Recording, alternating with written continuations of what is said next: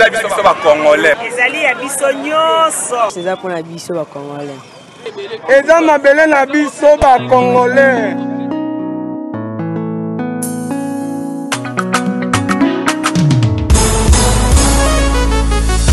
Ya biso yo yo yo, ya biso yo yo yo, ya biso yo yo yo, mboko yo Congo, besi ya mwana zobeta masolo ya mboka na biso. Bato mosusu balia mbongo ya Congo, bakabola na peplete, ya biso yango wana koto sepela na bamine na biso, ya biso yo yo yo, biso bakolo mabele, ya biso yo yo yo, ya biso yo yo yo. Ya biso yo yo yo yo, mboko yo Congo. Ya biso ezalaka sokoli ngwe bénéficie na bamineri yaka na projet na biso. Ya biso yo yo yo, ya biso yo yo yo. Bato mosusu babosana na bango, ke mboka oyo ya biso. Bamineri pi ya biso ya bala oyo tokoka bala biso nyonso elongo. Peuple congolais, ya biso yo yo yo, ya biso yo yo yo.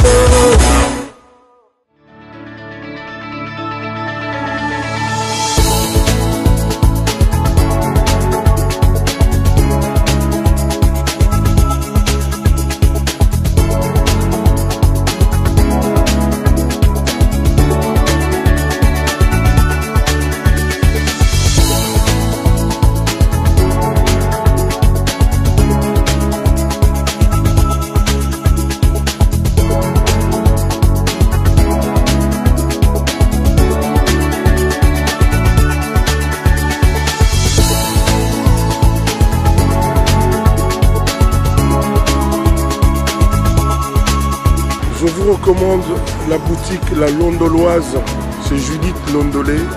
Si vous voulez être classe, chic, être habillé, être admiré.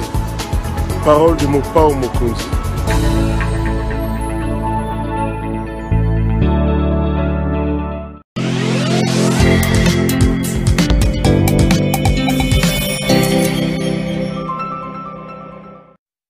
Madame, Messieurs, bonsoir et bienvenue à ce nouveau numéro de l'émission Contre nous soit dit.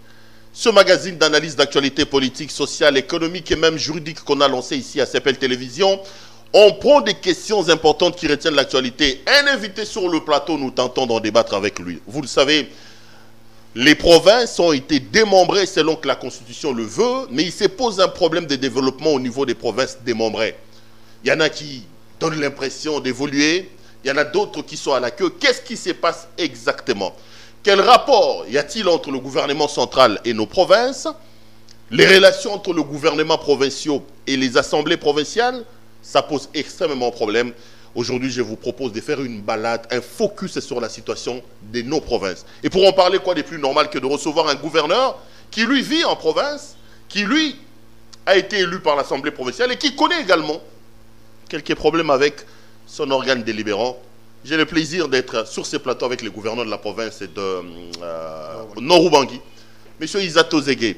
Monsieur le gouverneur, bonjour. Bonjour, Péro. Vous allez bien? Dieu fait grâce. Ça fait toujours plaisir de vous avoir sur ce plateau. Un plaisir de vous voir toujours.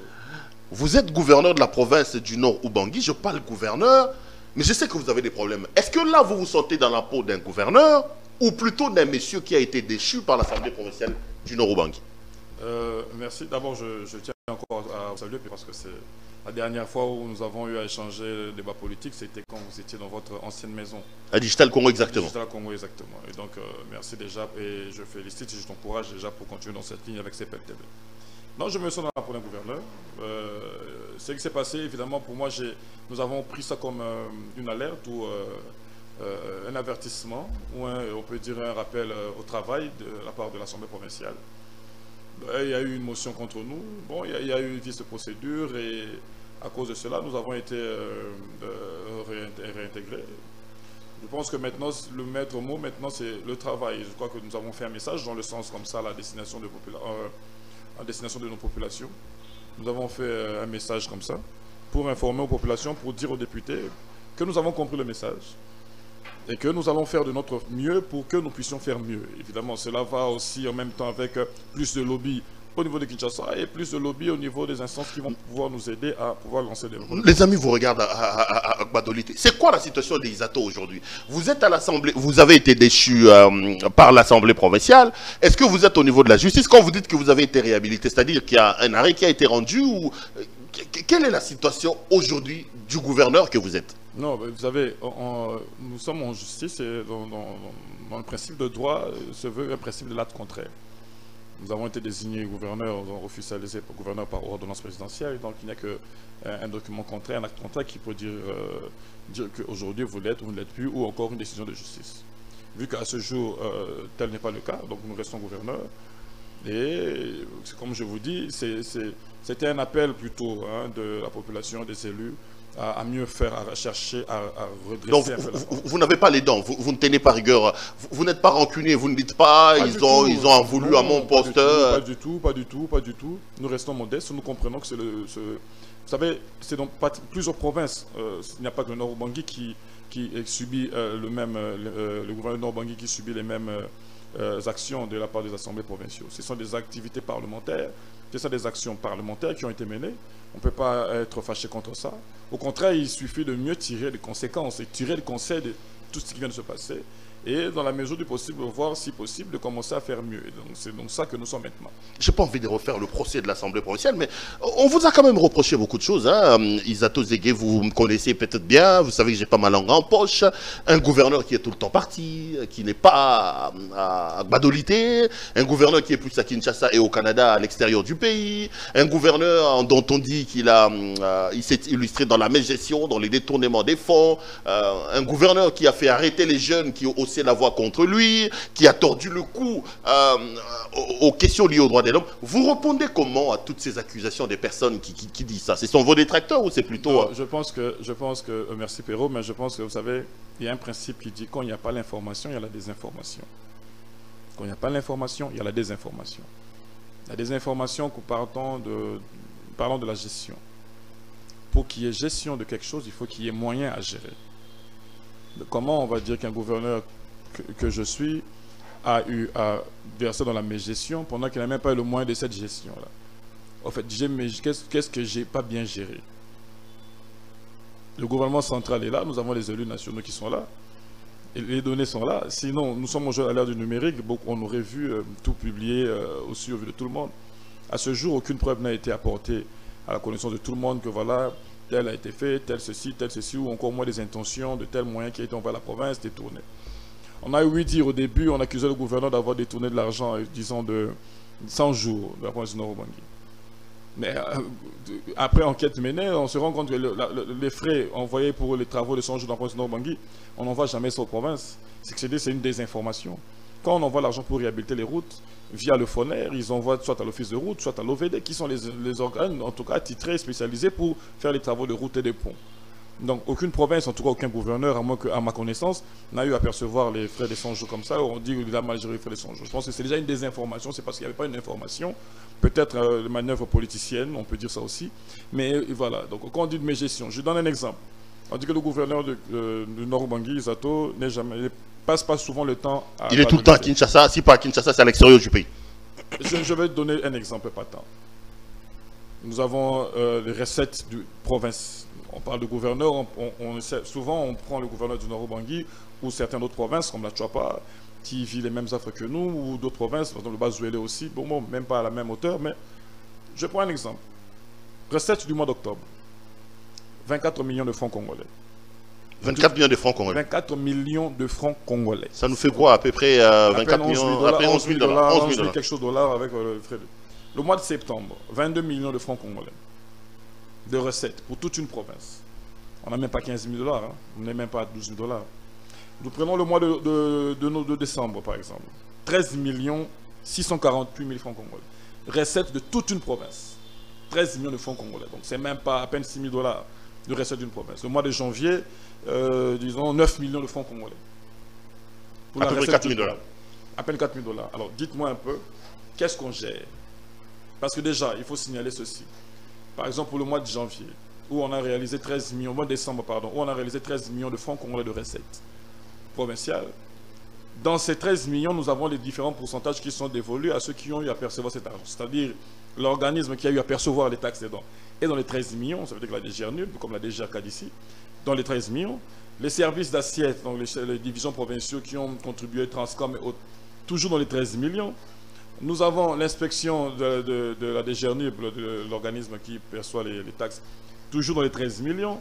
Les ministères provinciaux des Finances, toujours dans les 13 millions. Et après, des comptes faits, la province peut-être veut rester avec peut-être 6 millions de francs congolais, 4 millions de francs congolais, encore que c'est sur papier. Donc 2 000, 3 000 dollars pour gérer toute une province. Et alors, si on doit rester à Gbadolité dans ces conditions, ça veut dire que nous allons rester, nous allons comme ça nous regarder et continuer à gérer les choses comme ça. Nous sommes dans un monde où il faut aller vers, parce que c'est nous qui avons besoin. Différemment à certains collègues, certaines provinces où les investisseurs accourent vers chez eux, mais nous sommes dans des provinces où nous devons aller faire valoir les potentialités que nous avons. On doit amener ça, apporter ça à la connaissance de tout le monde afin de créer cet engouement-là qu'il n'y a pas aujourd'hui. Donc si on reste en province, c'est pour gérer les 13 millions de francs congolais, mais nous sommes obligés de venir à Kinshasa. Chercher des partenaires qui peuvent venir investir dans tel ou tel autre domaine, en contrepartie peut-être avec les réserves minérales qui sont en province, ou encore essayer de faire la pression au niveau du gouvernement central. Parce que aujourd'hui, pour que la province du Nord-Ubangi puisse fonctionner, il aurait au moins fallu que nous ayons les rétrocessions et les frais de fonctionnement. Nous sommes aujourd'hui à plus de 15 mois d'impayement. Donc, comprenez qu'au niveau de la province, avec 13 millions de francs congolais, ne pouvons pas nous prendre. Non, mais vous êtes gouverneur pour ça, pour trouver des solutions à ces problèmes-là. C'est la raison pour laquelle. Vous êtes là quand même, ça fait quoi? Il y a eu plus d'une année. Voilà la raison pour laquelle on dit rester sur place. C'est à vous de nous dire, j'ai trouvé la province en ceci, voici ce que j'ai fait. Déjà, j'ai trouvé la province. La province a quand même beaucoup de potentialités, monsieur le gouverneur. Elle a beaucoup de potentialités, mais c'est comme on dit, c'est un système. Vous savez, ce n'est pas que le Nord-Ubangi seul. Je pense que même le président de la République a décrié que pendant, en tout cas, presque les 2 ans ici, ça a été quand même le blackout au niveau du fonctionnement et du gouvernement central et des institutions provinciales. Donc, je pense que le nouvel élan avec l'Union sacrée, maintenant je pense que ça pourrait peut-être changer. Moi, j'ai trouvé la province avec 3 millions de francs congolais de recettes. Avant le Covid, nous sommes arrivés à près de 50 millions de francs congolais de recettes. Le mois. Le mois. Et depuis le Covid, nous avons rechuté jusqu'à aujourd'hui. Et donc, on peut dire que le Covid a été vraiment d'un impact assez néfaste pour nous. Mais nous sommes en train de nous battre. Nous avons plusieurs opportunités qui s'ouvrent. Je pense que dans les jours à venir, les choses iront beaucoup mieux. Non, mais monsieur le gouverneur, moi, je suis quand même assez scandalisé de voir les chiffres aussi modiques dans lesquels vous baignez, les difficultés qui sont énormes. Parce que quand vous prenez une grande province comme les Nord-Ubangi, avec toutes les frontières, avec tout ce qu'il a, 23 millions de dollars ou même 9 millions de francs congolais, 23 millions de francs congolais, ça nous fait à peine 10 000 dollars américains. Est-ce que c'est pas donner raison à ceux qui pensaient qu'il ne fallait pas démembrer? Vous pensez qu'aujourd'hui, les démembrements amènent au développement des provinces ou plutôt à l'asphyxie et à des difficultés de gestion? Vous êtes gouverneur. Non, moi je pense que le démembrement est une très bonne chose.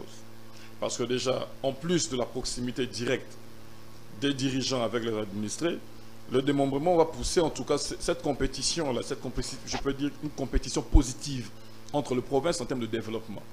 Mais seulement qu'il faudrait que l'arbitre, le gouvernement central ou le gouvernement qui, au niveau de Kinshasa, connaissant les difficultés, les capacités de tout un chacun, pourrait arbitrer, par exemple, en mettant en action la caisse de péréquation, en mettant en action l'exécution du budget à travers le crédit d'investissement. Je pense que cet arbitrage permettrait en tout cas de relever les provinces. Je pense que les provinces, telles que démembrées, c'est un atout pour le développement de notre pays, mais seulement un arbitrage, un accompagnement, un encadrement du niveau central et un niveau interne. Vous pensez qu'il y a encore un peu de faillite dans la gestion sur le plan national, hein? Les rétrocessions ne viennent pas, la caisse de péréquation n'est toujours pas en fonction. Donc l'État au niveau national vous embête un peu, vous dérange. Plusieurs fois nous avons vu le Premier ministre. Les députés provinciaux récemment, ils ont fait le lobby. Plusieurs fois les gouverneurs de province, nous avions vu le Premier ministre. Nous avions cherché à voir le ministre des Finances pour que nous puissions savoir qu'est-ce qui se passait. Parce que avant que le gouvernement sortant, Ilukamba, puisse rentrer, en tout cas les provinces étaient payées assez régulièrement. Mais depuis que le gouvernement Ilukamba est entré, c'est devenu le blackout. Payé en termes de rétrocession? En termes de rétrocession, des frais de fonctionnement. Ok. Je donne un exemple. Pour la province du Nord-Ubangi, le frais de fonctionnement est environ 83 millions de francs congolais. Les rétrocessions, 83, ça vous fait à peu près 40 000 dollars. Les rétrocessions, 64 millions de francs congolais. Disons 25 dollars, 30 000 dollars. Dans le tout, c'est pratiquement 70 000 dollars. Le mois que vous recevez du gouvernement? Que nous devrions recevoir du gouvernement. Alors, avec 140 millions de francs congolais de l'enveloppe initialement prévue en rétrocession pour les provinces, la masse salariale déjà au niveau de la province, pour payer tous les policiers, commençant des policiers, des huissiers, jusqu'aux ministres provinciaux, parce qu'on n'a pas de recettes. Si on avait des recettes en interne avec 13 millions de francs congolais, on ne sait payer personne. Et donc c'est Kinshasa, quand ils renvoient, on sait payer les loyers pour les ministres provinciaux, parce qu'on décrit souvent les ministres provinciaux au Grand Équateur, généralement Nord-Bangui, ils sont pratiquement à pied, à peine ils viennent d'avoir tous les bureaux. Et donc avec 140 millions, vous avez une masse salariale de 101 millions de francs congolais. Il vous reste à peu près 40 millions de francs congolais, dans lesquels déjà il faut chercher, faire des exercices pour payer les loyers, il faut faire des exercices pour assister les services de sécurité, parce que nous sommes une province avec une longue frontière de plus de 1000 km, donc toujours dans ces fonds-là. Encore faut-il qu'ils viennent, maintenant plus de 18 mois pratiquement, en général au total, ces moyens ne sont pas là. Alors la population, voilà pourquoi j'ai dit la désinformation, vu que cette information n'est pas à la disposition du commun des mortels, alors ça laisse tout le monde s'imaginer des histoires, des milliards, des millions. Pendant que le gouvernement central sait que chez ces gouverneurs-là, nous n'avons rien envoyé. Les ministères des Finances et tout le monde savent que pour telle route, on n'a rien envoyé. Pour telle construction, on n'a rien envoyé. Et si on doit en interne essayer de presser pour activer tout ce qu'il y a comme acte générateur de recettes, ça va être comme la tracasserie, parce qu'il n'y a que nous commerçants, aucune société jusqu'à présent. Nous sommes en train de nous battre pour qu'au moins une société s'installe. Le chef de l'État, le président de la République, est en train de nous aider à donner les instructions fermes quant à ça. Je pense que ça va aller pour le mieux. Donc c'est pas tenable, c'est difficile en gros. Non, la vie actuellement, en tout cas en province, elle est intenable. Mais nous sommes gouverneurs, nous avons pris cette responsabilité. Raison pour laquelle je disais, nous sommes obligés de courir, soit à Kinshasa, et soit même s'il faut aller à l'étranger, nous devons y aller. Parce que nous avons besoin que ceux-là viennent. Une fois qu'ils seront là, et pour ça, c'est comme une fois le ministre des Finances l'a dit, nous devons essayer de rassembler tout ce qu'on appelle les externalités positives. Donc mettre toutes les conditions normales qu'il faut en une province pour que les investisseurs se sentent à l'aise à venir. C'est-à-dire ces externalités, le gouvernement central l'a fait. Nous, au niveau de la province, nous sommes en train de le faire avec la mise en place des différents projets de développement et intégrateurs. Et nous sommes en train de faire le plaidoyer, ci et là, pour que nous puissions un jour ou deux, dans les jours qui vont venir, avoir des investisseurs qui vont aider enfin au démarrage de la province. Monsieur le gouverneur, restons dans votre province. Quelles sont les potentialités? Bon, moi je vais vous aider à faire un peu la campagne. Les gens vous regardent. Pourquoi dois-je venir investir dans votre province? Quelles sont les potentialités qu'a votre province aujourd'hui pour attirer l'attention, pour attirer les investisseurs ou des gens qui voudront bien venir travailler chez vous? L'atout majeur que la province du Nord-Bangui a aujourd'hui, c'est déjà l'énergie. Parce que ça, c'est déjà là. Nous avons la centrale hydroélectrique de Mobaïmbongo qui est opérationnelle. Il y a eu des financements. Il y a eu un financement déjà de la Banque mondiale pour renouveler toutes les turbines et même élargir la capacité de production. Le financement est disponible, c'est le Covid qui a retardé le renforcement des capacités de cette centrale hydroélectrique. Nous avons aujourd'hui des études qui ont été menées grâce à la Banque mondiale, toujours financée par la Banque mondiale. Le BRGRM, c'est un centre de géomatique français, réputé, très bien connu, où on a décelé des gisements importants de cuivre, par exemple, au Nord-Bangui. Et le cuivre de plus haute concentration que certains gisements que nous trouvons dans le Haut-Katanga et dans le Lualaba. Le gouverneur Mouyej, s'il était en bonne santé, il aurait pu nous confirmer, parce que c'est lui qui a confirmé cette information. Nous avons des gisements importants d'or. Le récent gisement, une étude mise en place par les géologues que nous avons engagés, fait état, on a découvert un gisement récemment de plus de 900 tonnes d'or. Et donc nous sommes actuellement dans des pourparlers avec des potentiels investisseurs qui veulent venir investir dans ces gisements-là pour permettre enfin le décollage, le démarrage en tout cas de certaines sociétés qui vont permettre le démarrage de la province. Donc nous avons de l'or, nous avons des diamants, et les réserves même de diamants que nous retrouvons dans le Nord-Bangui, poser la question au gouverneur Dieudonné Piémé, il vous dira, parce qu'il est quand même assez expert dans le domaine aussi, il vous dira qu'on lui a dit par des gens qui travaillent dans le domaine minier que le diamant que nous retrouvons en tout cas dans la ceinture du Nord-Bangui, elle est encore jamais exploitée, plus que tout ce que nous pouvons trouver aujourd'hui dans le Grand Kassai. Donc nous avons des potentialités qui sont là, vérifiables et vérifiées, parce que les études ont été menées, payées par la Banque mondiale, les données sont là, et c'est avec ces données que nous sommes en train de faire le plaidoyer aujourd'hui à Kinshasa, nous faisons le plaidoyer à Dubaï, en Afrique du Sud, même au Canada, nous faisons ce plaidoyer-là, nous mettons en exergue, en avant les données que nous avons en province, les potentialités que nous avons, pour maintenant essayer d'attirer, ce que j'ai dit, nous faisons maintenant de la publicité en vue d'attirer, créer l'engouement dans la province du Nord-Bangui, et c'est le travail que nous sommes en train de faire maintenant. Donc c'est le travail pour essayer un peu de faire vivre la province, comme on dit.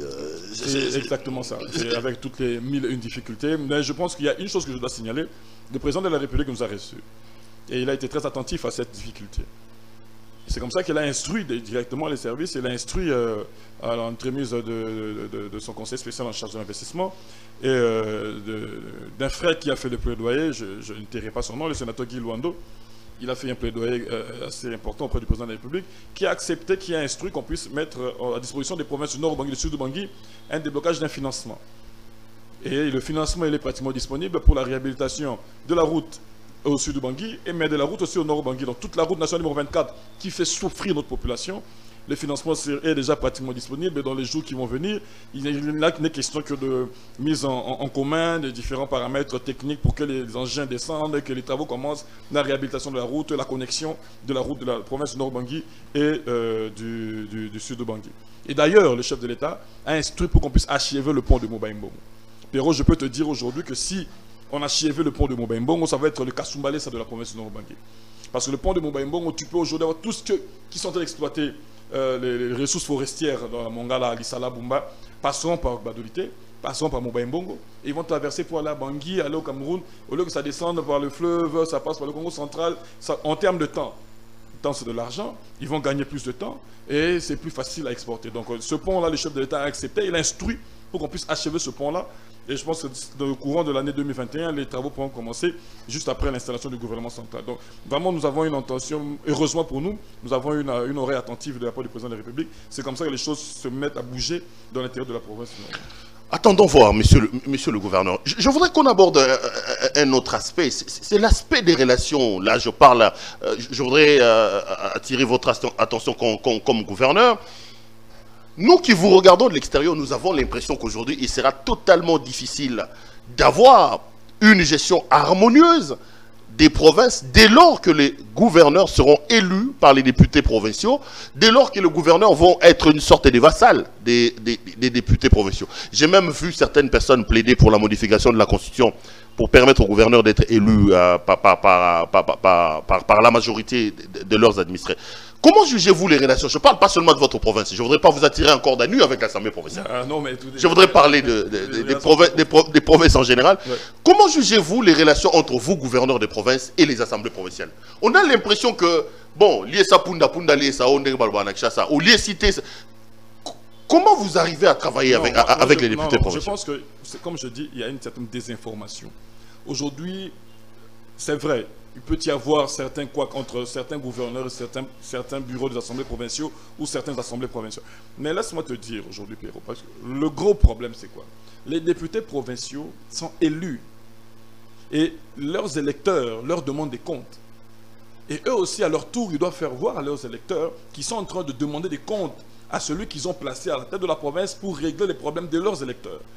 Et donc, le problème n'est pas vraiment forcément le problème qu'il y a entre les gouverneurs et les assemblées provinciaux, mais c'est la pression des populations qui ont élu ces députés provinciaux qui ne sentent rien dans leur quotidien de tous les jours. Je vous dis aujourd'hui, avec 13 millions de francs congolais, comment pouvez-vous réhabiliter des routes?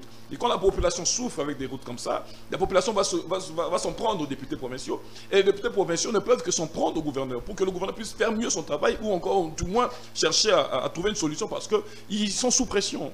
Donc, je pense que c'est cette pression de la population et cette envie de pouvoir résoudre le problème des populations qui font, j'ai dit, hormis certains problèmes d'ordre de collaboration, mais en tout cas pour la majorité, c'est cette pression des populations. Ce n'est pas un problème personnel entre les gouverneurs et les députés. Je pense pas, il semble que d'expérience, si vous ne donnez pas aux députés provinciaux, vous êtes sûr d'avoir une motion, il faut savoir gérer, il faut donner. Vous savez aujourd'hui encore, si on dit que qui a la preuve que tel donne de l'argent à tel, on n'en aura pas.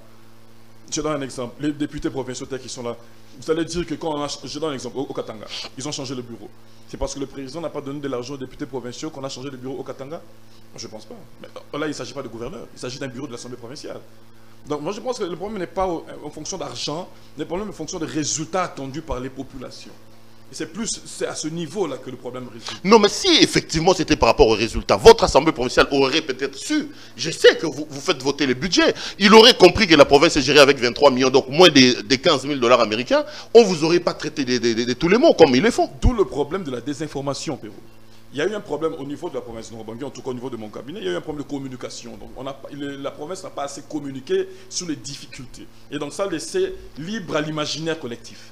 Et dans l'imaginaire collectif, Le politicien véreux, il vient, il s'incruste et puis il essaie d'emmener un peu, en tout cas, l'imaginaire vers un seul axe.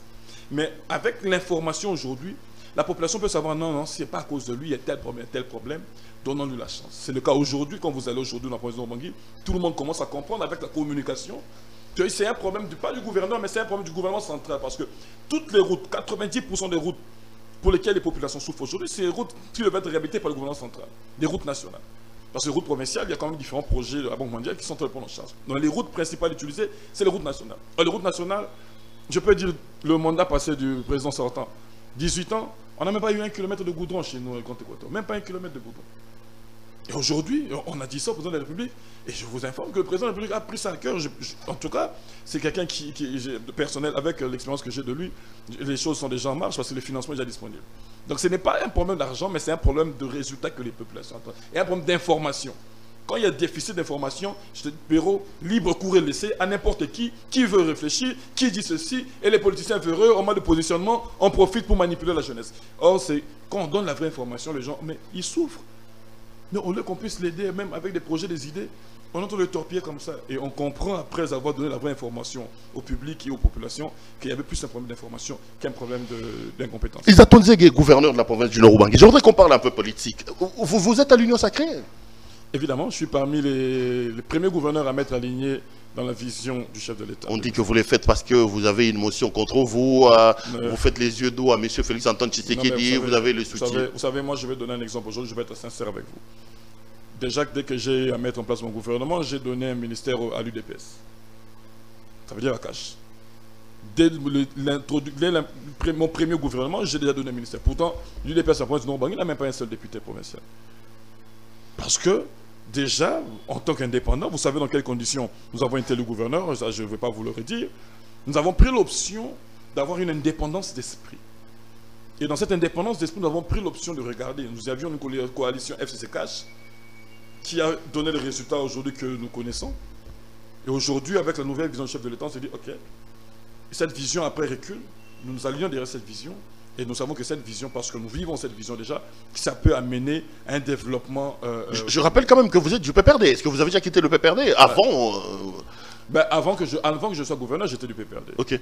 Mais quand j'ai voulu être gouverneur, le PPRD dignette, et je suis allé comme indépendant. Donc, je n'ai plus donc déjà, en étant élu, vous n'étiez plus au PPRD? Je suis élu indépendant aujourd'hui, Péro.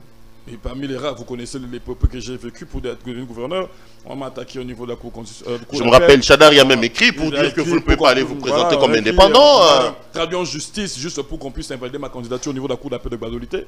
Et c'est depuis lors que j'avais pris l'option d'avoir une indépendance d'esprit que nous vivons aujourd'hui en s'alignant derrière l'Union Sacrée pour la Nation. Vous êtes dans l'Union Sacrée comme gouverneur.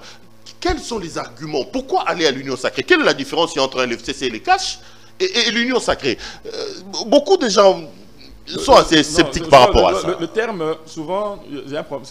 M. Perrault, c'est la terminologie qui dérange. On ne fait pas l'union sacrée, ce n'est pas un terme.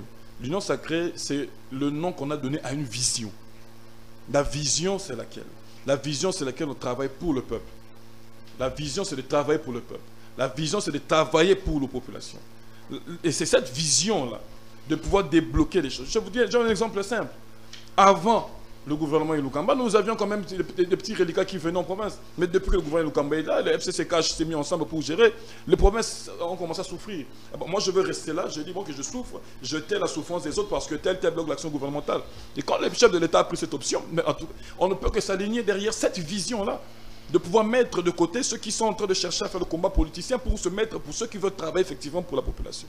Et c'est cette vision-là, derrière cette vision, que nous nous sommes alignés. Mais vision avec qui? Avec les Lambert Mende, avec tous les anciens classiques. Ça dérange un peu, hein? Ouais, Lengoïka Sanji, ancien gouverneur comme vous. Écoutez, nous, on pensait que ça allait être une rupture, mais on se rend compte que ça devient tout simplement une sorte de réservoir des transfuges du FCC. Je sais, je peux dire. Est-ce qu'on peut refuser à quelqu'un d'avoir une vision politique? Est-ce qu'on peut refuser à quelqu'un, nous sommes dans un état de droit, est-ce qu'on peut refuser à quelqu'un de s'adhérer aujourd'hui à une vision de la démocratie? Hier, le CACH, le DPS et l'UNC étaient en porte-à-faux avec le FCC. Mais à part la vision qui les a unis, c'était laquelle? La vision de la population, la vision du bien-être de la population. Ils se sont unis pour essayer de conduire ce peuple à son développement. C'est cette vision-là. Donc, être du FCC hier et être aujourd'hui revenir derrière la vision de l'Union sacrée. Moi, je pense que ce n'est pas un transfert. Encore après, il y a le bilan d'un chacun. Tel bilan était tel, maintenant son bilan est tel et ceci. Quel a été son bilan? Ben, après ce bilan-là, bon, on peut juger, bon, lui, par rapport à son bilan, on peut ne pas l'utiliser tel que tel, mais quand on s'aligne derrière l'Union sacrée, ce n'est pas forcément pour les postes. C'est une stigmatisation. L'homme est venu là, ça veut dire qu'il est venu prendre le poste. Ngoïka Sandji, il est venu chercher les postes.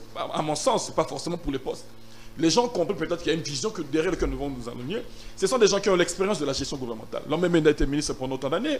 Je ne me fais pas porte-parole pour eux, mais c'est une vision que je comprends. En tout cas, c'est dans mon livre intellectuel que je parle. Et on peut ne serait-ce que profiter de leur expérience dans la gestion de la chose gouvernementale pour ceux qui ont eu à bien faire. Parce qu'on ne peut pas dire qu'ils ont fait 100% d'échecs. Il y a des choses pour lesquelles ils ont bien fait. Il y a ceux aussi qu'ils ont mal fait. Donc on peut essayer de donc on peut faire du neuf dans le vieux. Ça dépend de la vision, de comment les gens... Faire du neuf dans le vieux, non. Mais utiliser, comme on dit, on est africain, la bouche des adultes un peu puée. On peut dire que même aujourd'hui, au vu de toutes les bévures qu'il a eu à faire, par exemple, dans la gestion, on ne va pas écouter ses conseils, non. Mais même dans ces bévures-là, il a eu une certaine expérience de la gestion, par exemple, de la communication au niveau de l'État. Et ces conseils peuvent aider. De la même façon, Ngoïka Sandji, il a été gouverneur, on ne peut pas dire qu'il a fait 100% d'échecs. Il y a quand même une ou deux actions qu'il a eu à bien faire et pour lesquelles il a eu de l'expérience que nous pouvons nous inspirer, que l'Union sacrée peut s'inspirer. Donc quand on vient à l'Union sacrée, ce n'est pas forcément pour les postes. Il faut qu'on arrête de stigmatiser ça comme ça. Nous sommes là derrière la vision du chef de l'État. Nous accompagnons le chef de l'État. Même avec les conseils, ils peuvent conseiller le chef de l'État. Non, ils peuvent conseiller le gouverneur en place. Ils peuvent conseiller les ministres en place pour dire non, dans tel type de domaine, vous pouvez agir ainsi et ainsi. C'est comme ça que la vie se passe. On ne va pas dire aujourd'hui, le président Obama, qui est venu assister, bien que Donald Trump n'est pas venu, Obama est venu assister à l'investiture de Biden. Pourquoi? Ben, c'est la vision de Biden. Il est là. On ne va pas dire qu'Obama est venu chercher un poste ministériel, non. Mais il est là, il est disponible, il a eu des erreurs, mais il a aussi des avantages dans lesquels Biden va puiser pour améliorer son travail. Donc c'est la même chose, l'Union sacrée, on amène et les personnes et les expertises des gens pour qu'on puisse arriver au moins en tout cas au développement de notre population. Toujours dans l'Union sacrée, vous avez maintenant finalement un nouveau Premier ministre, Samalou Kondé, jeune comme vous, beaucoup prêche pour le renouvellement de la classe politique. Vous pensez qu'il aura suffisamment des épaules larges pour porter la veste des premiers ministres? Est-ce que vous connaissez l'homme? Comment avez-vous reçu la nomination de Samalou Kondé comme Premier ministre? Je veux vous dire une chose, Béro. Est-ce qu'il y a une école où c'est écrit, ou une université où il est écrit université d'apprentissage de la primature? Et est-ce qu'il y a une université ou un institut supérieur où c'est écrit institut supérieur de formation des ministres nationaux ou des directeurs généraux nationaux? Il n'y en a pas. Mais l'expérience de la formation qu'il a eu à avoir, en tout cas à mon sens, dit que si c'est le choix du chef de l'État, un président de la République ne peut pas prendre un choix immature. Le président de la République, et surtout avec cette vision de cassure et de nouveauté, quand il a pris sa décision, c'est une décision qui est mûrie. C'est quand même une décision du président de la République. Il faut à un moment donné qu'on arrête de stigmatiser la personne de Samalou Kondé. C'est un jeune, oui, c'est la volonté du chef. Il n'y a pas que lui. Aujourd'hui, nous constatons que le chef de l'État s'entoure que de jeunes. Parce que les jeunes, quand on est jeune, on commet des erreurs. Mais on a le dynamisme du travail. On a le souci de l'autre. Et je pense que ce sont ces qualités-là qui se retrouvent à l'actuel Premier ministre, le dynamisme du travail. Les erreurs ne manqueront pas, c'est un humain. Nous sommes tous humains. Les jeunes aujourd'hui, nous sommes nombreux autour du président de la République, en tant que gouverneur, en tant que ministre, en tant que ses conseillers, tous sont proches de lui, les sénateurs, les députés. Mais ce n'est pas parce que nous sommes jeunes que nous ne sommes pas compétents, non. Avec la jeunesse, viennent des erreurs, mais avec les erreurs, on corrige et on y va à l'expérience. On va avec. C'est comme ça que pour moi, en tout cas pour ma part, le choix du président de la République, Samalou Kondé, est un choix parfait. Et les priorités pour vous, le Premier ministre doit commencer par où? S'occuper de vous, province? Quelles sont les priorités, les grands objectifs? Moi, ce que je demandais, je ne plaiderai pas que le Premier ministre puisse commencer à nous payer nos rétrocessions, nos frais de fonctionnement. Mais moi, je plaiderais au contraire que le Premier ministre puisse aujourd'hui, en tout cas, se pencher sur le problème des routes. Nous avons un problème de route, l'interconnexion du pays, des provinces. À mon sens, ça va être le premier des défis. En tout cas pour l'arrière-province, parce que le gros du Congo, c'est pas que Kinshasa. Kinshasa a des problèmes d'eau, Kinshasa a des problèmes d'électricité, mais l'arrière-pays, on a pratiquement plus. Le problème d'eau aussi, le problème d'électricité, pas vraiment besoin, mais plus de routes. Et pour moi, en tout cas, c'est dans cette optique-là. Parce qu'au fond, Perrault, les priorités que moi je peux avoir, je suis représentant du chef de l'État. Les priorités que moi je peux avoir, en plus des besoins que je remonte de la province au niveau de la présidence de la République, c'est la priorité du chef de l'État. Le peuple d'abord, Et pour nous, au peuple d'abord, à Gbadolité, au nord Bangui, d'abord les routes. Une fois qu'on a les routes, le reste, c'est la population, elle est tellement forte, et vous allez voir, le développement va commencer de soi-même. On parle également de la situation sécuritaire chez vous dans la province du Nord Ubangi. On a vu des milliers de réfugiés venir de la Centrafrique en traversant la rivière Ubangi vers chez vous. Quelle est la situation aujourd'hui? Parce qu'on a quand même vu la province en train de crier là-dessus, mais on a l'impression que c'est un abandon total. On craint de revivre ce qui s'est passé par exemple avec les Rwandais qui sont devenus aujourd'hui des FDLR. Quand vous allez vers où elle est là-bas, vous avez les Mororo. Quelle est la situation des réfugiés centrafricains qui sont chez vous dans le Nord Ubangi aujourd'hui? Merci pour la question. Je pense que la situation est quand même assez dramatique à ce moment ici. Je donne un exemple pour un groupement de 5000 habitants. Nous avons aujourd'hui 7500 réfugiés. Donc il y a certains villages où le nombre de réfugiés ils sont plus nombreux que, en tout cas, les autochtones. C'est un problème. Récemment, nous avons reçu la visite de 3 ambassadeurs, l'ambassadeur des États-Unis, des Pays-Bas et de la Suède, qui sont venus palper du doigt parce que ce sont l'un des plus grands bailleurs dans le cadre des activités d'encadrement des réfugiés. Donc, nous sommes à près de 50 000 réfugiés recensés déjà et le recensement continue dans la province du Nord. Est-ce que la prise en charge par le gouvernement provincial et même par les organismes internationaux, est-ce que vous recevez de l'aide? C'est ça? Au niveau du gouvernement provincial, avec 13 millions de francs congolais. Non, je parle du gouvernement national. Au niveau du gouvernement national, nous avons fait des plaidoyers. Mais on comprend qu'aujourd'hui, avec le blocage qui se trouve au niveau des institutions au niveau national, on comprend que les choses n'évoluent pas à la vitesse telle qu'il est voulu. Je pense pour ma part que les démarches, je n'ai pas fait seul, hein. Nous avons des députés nationaux aussi qui ont fait le plaidoyer, mais j'ai continué à faire le plaidoyer. Récemment, j'ai encore écrit au président de la République et qui s'est montré très favorable et très attentif à la situation, qui a donné des instructions. Je pense que les instructions sont en cours, le gouvernement... Et les organismes internationaux interviennent? Ils sont déjà sous place, ils sont en train de prendre des dispositions pour intervenir plus efficacement. Mais c'est pour vous dire que ce n'est pas facile. Quand vous avez dans des villages où le nombre de réfugiés sont plus nombreux que les autochtones, déjà c'est la saison sèche. Il y a moins de pondous dans les champs. Et donc déjà, c'est la famine. Et comment vous allez nourrir 7500 personnes du 1er janvier au 31 décembre? C'est un problème sérieux, donc qui doit comment prendre le temps. Il y a un camp qui a été décidé d'être installé. Et donc tout est en train de mettre mise en place pour que, dans le plus bref délai, je pense, d'ici la fin de ce mois de février, la prise en charge pourrait être déjà effective et correcte. Allons un peu dans ce qui se raconte dans le couloir, dans les rues. On dit que s'il y a des problèmes aujourd'hui, c'est parce qu'il y a une sorte de conflit de génération entre la jeunesse. Je prends le grand Équateur. Bangala Bokoyoka Nakate. Si il vous est arrivé ce qui est arrivé, beaucoup dans les réseaux sociaux accusent Jean-Pierre Bemba. S'il y a des problèmes, par exemple, à tel endroit, on te dira que c'est Noël Botakile qui est de là-bas. Je ne sais pas, sa province, ça doit être la Tchouapa ou l'autre province. La Mongala.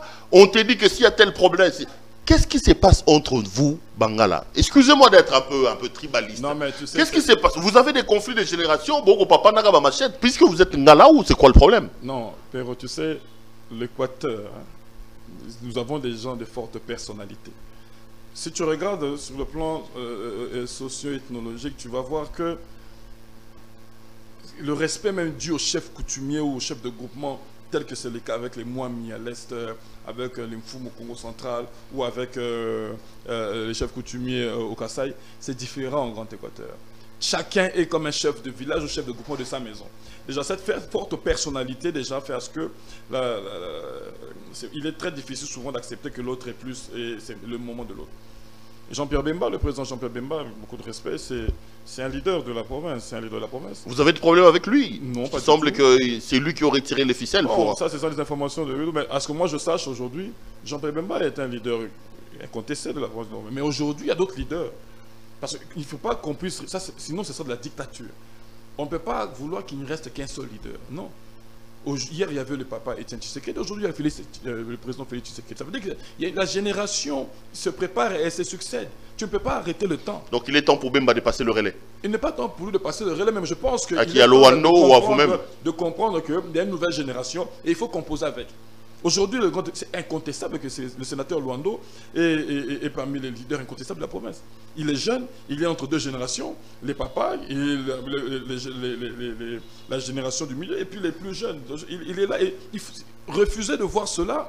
C'est comme on dit, c'est faire le banga, comme on dit, faire le méchant, refuser de comprendre que l'autre aussi peut être celui qui peut être. Donc je pense qu'aujourd'hui, dire que ce sont les gars de leadership, je ne pense pas vraiment. Mais c'est une génération. Il y a toujours eu des combats des générations. Et aujourd'hui, il y a une nouvelle génération. Nous avons un sénateur Guy Luando qui est là, on est là. Nous avons beaucoup d'autres jeunes ministres, jeunes gouverneurs, les jeunes conseillers du président de la République qui sont là, qui font très bien le travail. À côté des vieux, parce qu'on ne va pas mettre les vieux à côté, ils sont là, leurs conseils, nous en avons besoin, et nous travaillons comme ça. C'est pas un problème de conflit générationnel comme on raconte un peu non, pas du tout. Les réseaux sociaux, ça parle un peu. C'est peut-être, comme j'ai dit, une désinformation, mais il faut que les gens apprennent à comprendre que c'est une question de temps. Autre temps, autre mœurs. Il y a un temps où il y avait le président Jean-Pierre Bemba qui incarnait. Aujourd'hui, il y a Guy Luando, c'est qui vient avec une vision. Et la vision de Guy Luando, ce n'est pas qu'il vient pour s'ériger, non. Je connais personnellement le sénateur, c'est quelqu'un qui se considère toujours comme un des lieutenants du président Félix. Mais il essaie d'incarner cette vision-là en essayant d'encadrer un certain leadership au niveau de la province. Essayer de réunir un certain nombre de cadres de la province autour de cette vision du président de la République, puisqu'il est plus proche du président de la République que la plupart d'entre nous. Peut-être ça qui dérange un peu, mais bon, ça peut déranger certains, mais pour la majorité de nos populations, en tout cas des cadres politiques, je pense que nous savons que c'est un atout pour nous. Vous êtes gouverneur d'une province quand même historique, hein? C'est la province du maréchal Mobutu, l'homme de l'Équateur, l'homme de votre province, de Nord-Ubangi, de Gbadolité. Quelle est l'image que votre province s'est fait aujourd'hui du maréchal? Est-ce que vous pensez que c'est une icône? Vous regrettez qu'un fils maison ait été là, mais qui n'ait pas boosté suffisamment le développement même de son terroir? Vous réclamez qu'on ramène son corps. Qu'est-ce que la population du Nord-Ubangi attend par rapport à M. Mobutu? Je vais parler sincèrement. Le maréchal Mobutu, paix à son âme, il a montré l'exemple même de l'unité nationale. Il était président de la République, il pouvait construire, achever la construction, moderniser la ville de Gbadolité, Guémena. Mais qu'est-ce que le président de la République a fait? On sait aujourd'hui que la plupart, on le dit aujourd'hui, c'est connu, l'EVA, le caoutchouc, le cacao de l'Équateur a construit la Gécamine, a construit tel ou tel, la MIBA.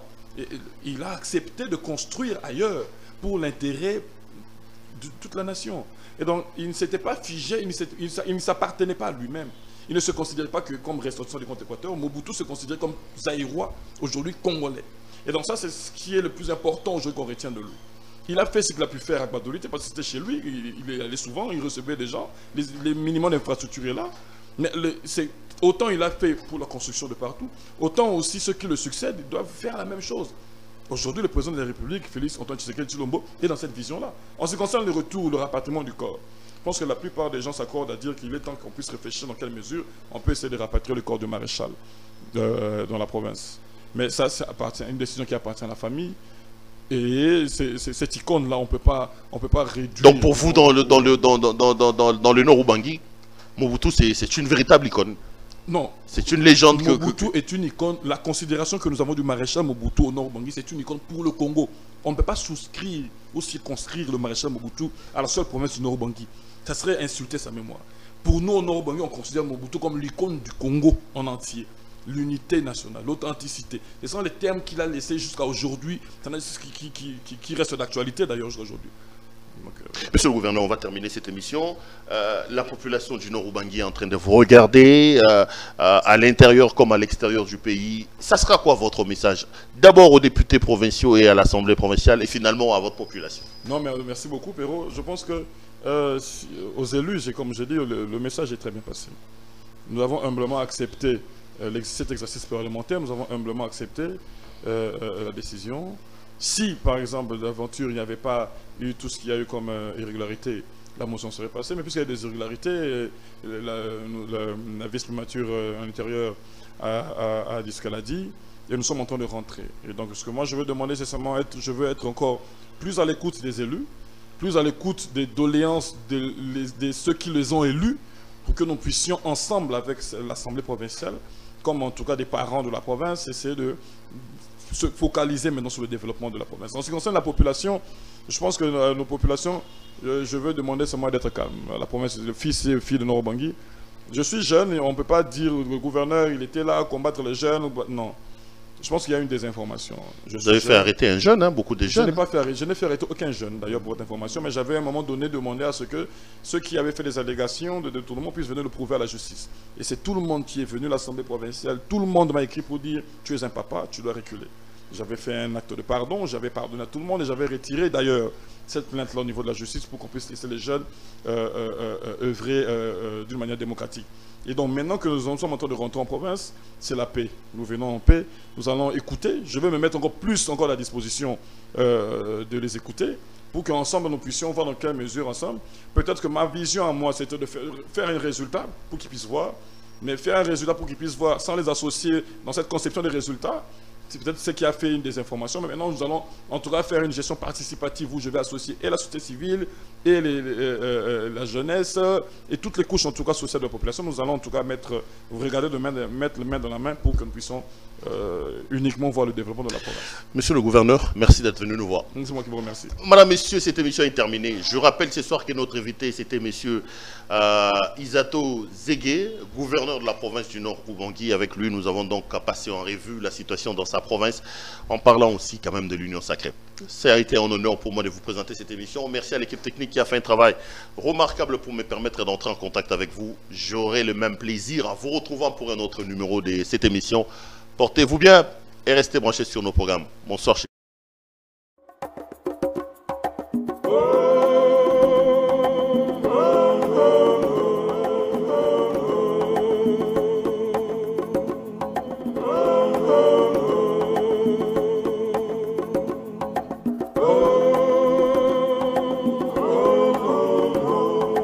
On est ici au hôpital général de Kinshasa. Je suis arrivée en mars 1952. J'ai demandé à nos supérieurs et à la congrégation de m'occuper en priorité pour les indigents. Nous devons les aider comme missionnaires. Sœur Angèle a été un ami proche de la Gertler Family Foundation depuis sa création. Sœur Angèle, de nationalité belge, possède une connaissance approfondie des soins de santé et d'autres besoins de la population. Elle recommande des projets à la Fondation et des organisations qui sont d'excellents candidats pour le financement. On demande et ils sont directement d'accord pour nous aider parce qu'ils connaissent la situation. C'est la sœur Angèle qui nous a dit qu'il y avait un centre où il y a des enfants très malades. Nous avons construit une paillote parce qu'on a trouvé que les enfants étaient dans une paillote qui était sur le point de s'écrouler. Nous avons donné une jeep pour que les sœurs puissent prendre les enfants malades. J'étais très touchée de voir que dans ce monde, il y a des personnes aussi si généreuses que dès que vous leur parlez de votre souffrance, ils vous aident.